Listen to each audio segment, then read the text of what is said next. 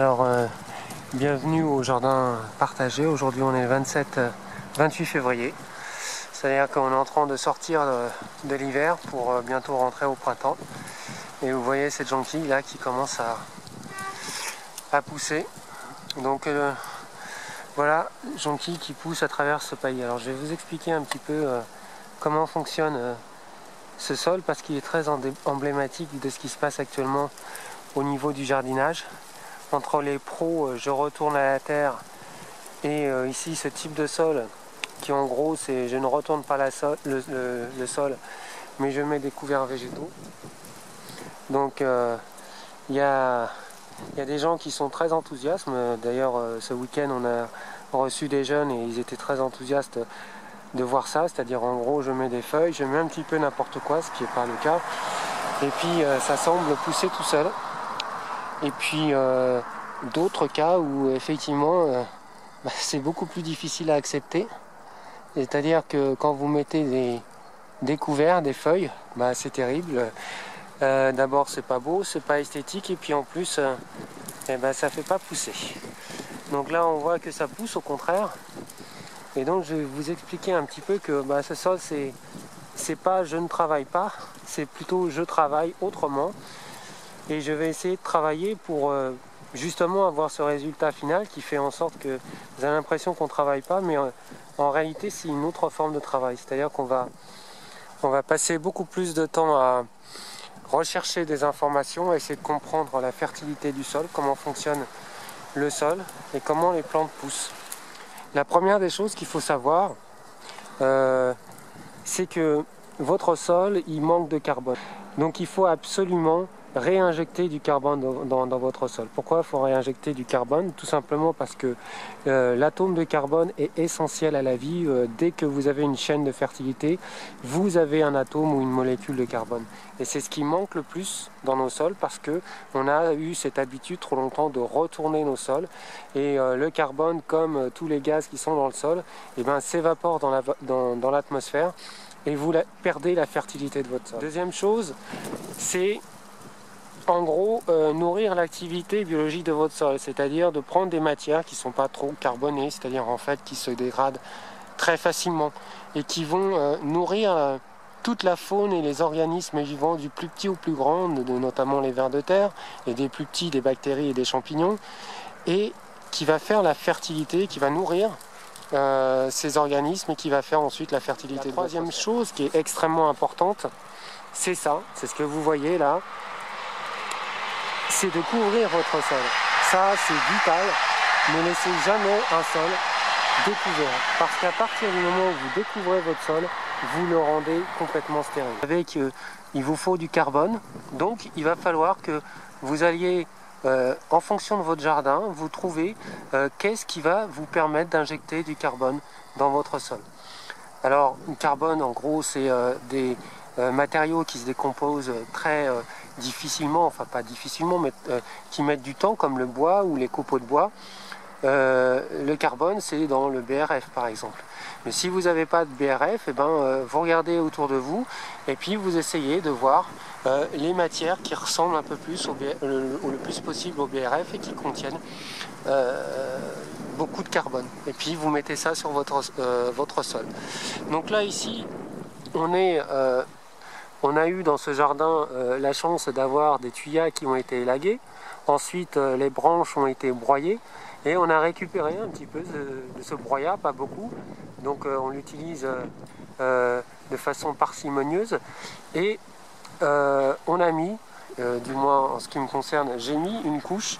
La première couche, c'est une couche de broyat qui va injecter ce dont le sol a besoin, c'est-à-dire du carbone. Mais si j'avais pas eu de broyat, j'aurais pu prendre autre chose. Alors, petite parenthèse, ce sont des broyats de tuyas. Alors il faut savoir que dans la littérature du broyat et du BRF, le tuya c'est la pire des choses qui soit.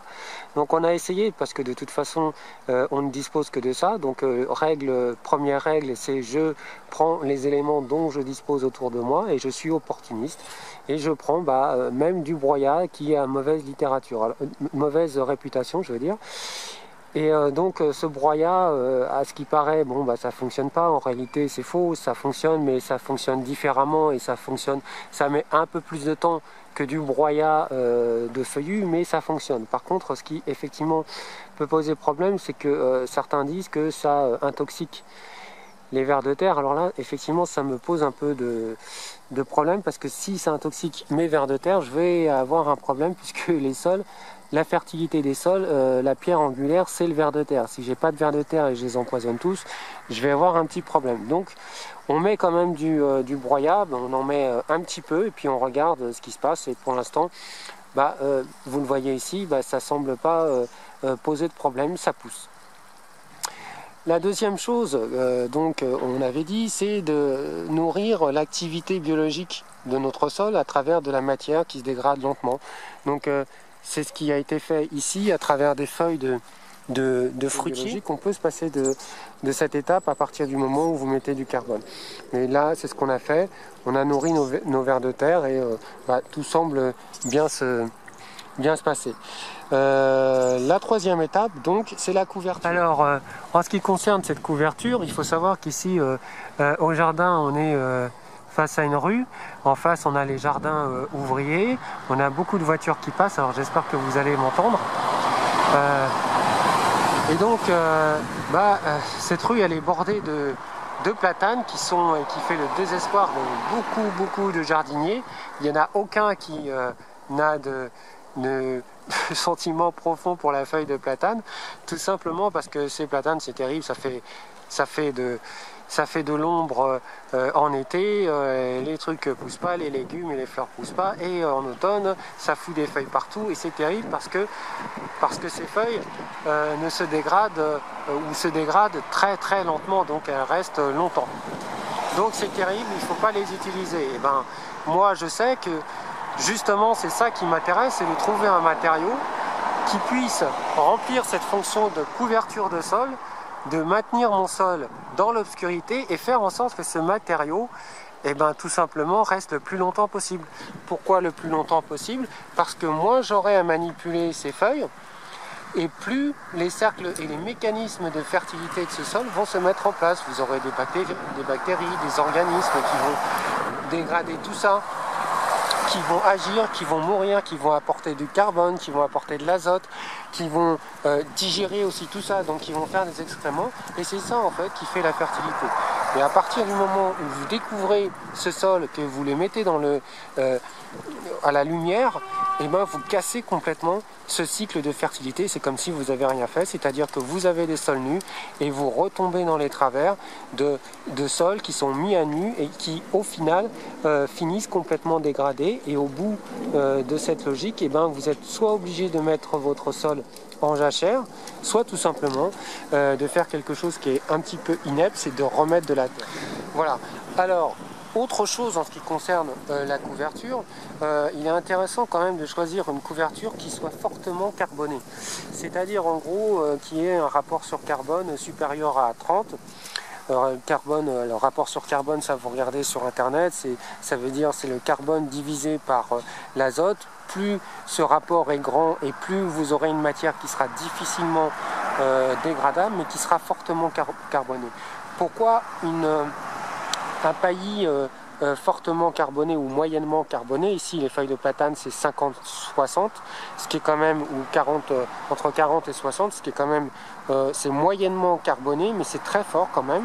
C'est en gros, ça correspond à du BRF. Donc pourquoi avoir ce carbone? Tout simplement parce que cette couverture de carbone, donc voilà aussi encore le pourquoi du comment des feuilles de platane, c'est que ce sont des feuilles fortement carbonées, pour des feuilles du moins, et plus elles seront carbonées, plus cette couverture sera carbonée, et plus ça va me permettre de fabriquer de l'azote.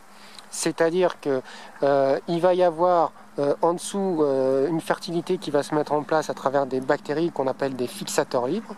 Ces fixateurs libres vont tout simplement prendre l'azote de l'air et vont l'injecter dans le sol. C'est comme ça, et cet azote, je le rappelle, cet azote, je veux dire, permet la fertilité et la croissance des plantes. C'est l'azote qui permet la croissance des plantes et qui fait en sorte que vos plantes poussent. Si vous n'avez pas d'azote, vos plantes ne pousseront jamais. Quand vous sortez de l'hiver et que les sols se réchauffent, et ben ces sols-là se réchauffent beaucoup plus lentement.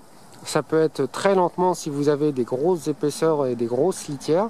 Donc peut-être le travail qui est à faire au niveau du printemps, c'est de mesurer un petit peu la température de ces sols pour voir si, comparé à des sols qui sont découverts, si effectivement il y a une très grosse variation. Moi c'est ce que j'ai fait. Il se trouve que j'ai enlevé une petite épaisseur, c'est-à-dire que là je fais un truc, je suis en train de casser un petit peu la baraque, mais je le fais à bon escient, c'est-à-dire que j'enlève une épaisseur, mais je n'enlève pas tout. Je laisse une couverture et j'essaye de faire en sorte, toujours ce principe de laisser le sol couvert, de façon à ce que mes sols se réchauffent un tout petit peu plus vite. Là, ici, j'ai mesuré, il y a 1 degré d'écart entre sol couvert et non couvert. Donc ça veut dire que mes sols, par rapport à des sols normaux qui devraient être beaucoup plus froids, et sont beaucoup plus réactifs. Ils se réchauffent relativement rapidement. Et ça, encore une fois, c'est la surprise des feuilles de platane, c'est-à-dire qu'elles ont tellement un pouvoir couvrant et étouffant, comme le disent certains, qu'il n'y a pas besoin de mettre une très grande épaisseur, c'est-à-dire 20 à 25 cm comme on nous conseille avec la paille, parce que tout simplement elles font très bien le job avec une petite épaisseur. Très bien qu'ici il y a une jonquille, ça pousse très bien, il n'y a pas de problème. Alors on peut se dire, ouais d'accord, ça pousse, et ça pousse pas comme ça devrait être. Normalement ça doit pousser plus vite. Donc là on note que on est dans un sol couvert. On va voir ailleurs. Je suis ici encore dans un sol couvert. Qu'est-ce qui est en train de se passer ici? Hop, une jonquille et ça pousse. Et là, hop, on va ici. Donc là, on a des tulipes qui poussent aussi. On a des jacinthes. Et là, ici, on l'a vu tout à l'heure, c'est-à-dire une jonquille. Et celle-là, elle est déjà en fleurs. C'est-à-dire que là, on a quand même... certains trouveront que ça ne pousse pas assez vite, mais on va comparer à travers des sols, justement, qui sont pas couverts, comme ici. Ici, vous avez une couverture uniquement à travers des fraises. Et cette couverture, elle est très minime, puisqu'il y a des fraises. Et ben, vous apercevez que vous avez des jonquilles. Elles sont à peu près à la même exposition. Et vous vous apercevez qu'il n'y en a aucune qui est au stade d'un sol qui a été couvert. Là, je regarde ici, c'est pareil. Une petite couverture, vous apercevez que ça pousse, mais ça pousse pas aussi bien que dans un sol couvert. Donc voilà un petit peu en gros pour la compréhension du paillis. Vous avez vu comment j'ai procédé. D'abord je m'informe sur internet et ensuite je vais sur le terrain et je vais essayer de trouver les éléments qui sont dans mon entourage, dans mon environnement, que je peux utiliser à bon escient. Et ensuite, chaque élément que je vais trouver va remplir une fonction, ou alors il peut y avoir des éléments qui remplissent plusieurs fonctions en même temps. Et là, j'ai pris du BRF pour nourrir mon sol en carbone, des feuilles de fruitier pour nourrir l'activité biologique, et par opportuniste, j'ai pris un matériau qui était disponible à volonté au niveau de ces allées de la rue là, qui sont tout simplement des feuilles de carbone, des feuilles de platane je veux dire, qui contiennent beaucoup de carbone et qui vont me permettre d'avoir un paillis. Alors le problème bien sûr des feuilles, c'est qu'il faut les maintenir en place, c'est certainement le plus délicat. Je ne sais pas si on continuera avec ces feuilles de carbone, mais c'est au moins pour de vous montrer la démarche qu'il faut avoir quand vous êtes dans une culture où vous faites attention à vos sols et vous essayez de les conserver. Voilà, c'est fini pour aujourd'hui. Merci.